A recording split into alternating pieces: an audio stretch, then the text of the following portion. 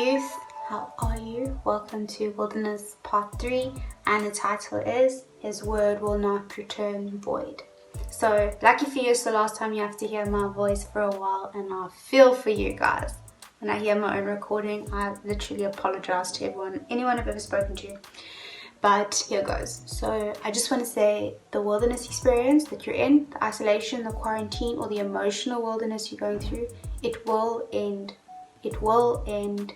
It will end.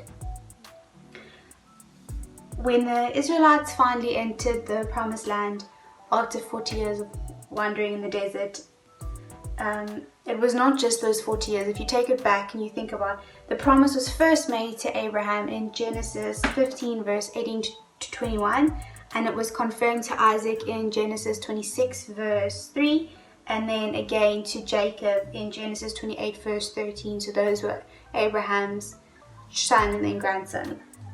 And this all came to fruition in Joshua 21 verse 43.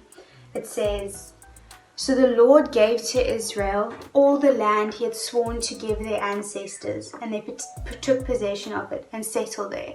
So God gave them all the land, not part of it, not an installment of it. He didn't give them some of it to see if they used it well or used it wisely. He gave them all the land. It goes on to say, "And the Lord gave them rest on every side, just as he had solemnly promised their ancestors." So often the wilderness experience is exhausting. When we're in lockdown and quarantine now, there's this desire to be doing so much. We should exercise and read books and learn more and study. But even though we've got all this time, it can actually be really tiring because it's very emotionally draining, and it can be very spiritually draining. But when we come out of this wilderness experience that we have now, God will give us rest because that's what he said, and he's good.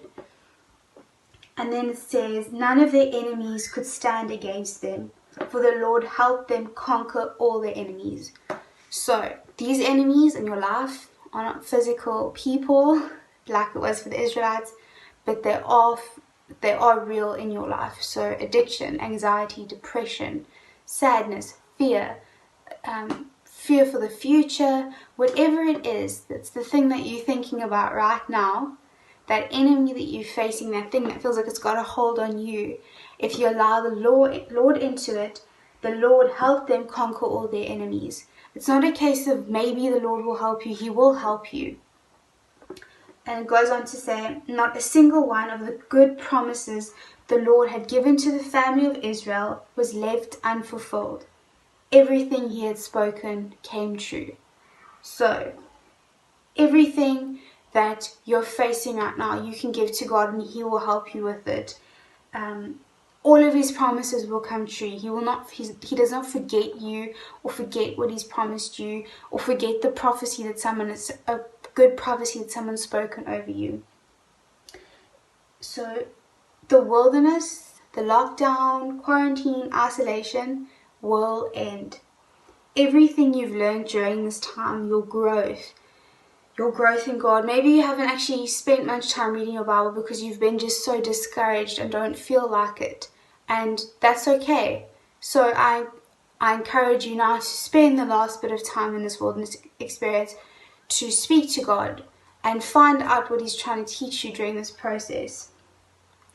Again, in Isaiah 55 verse 10 to verse 11, it says, "So my word that goes out from my mouth, it will not return to me empty, but will accomplish what I desire and achieve the purpose for which I sent it." So the wilderness experience you have you're not going to come out of it without being changed, without growing.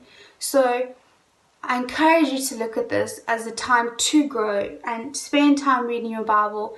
Or maybe sometimes it's hard to know where to start with that. So if you're feeling anxious, YouTube a sermon on anxiety, or reach out to one of the youth leaders. But do something to help you grow through this process. And then just rest in the peace that comes with knowing that God's promises and words for you and over you will not return void. And this wilderness will end. Many blessings, Purpose Youth, and please remember to reach out if you'd like to chat to any of us.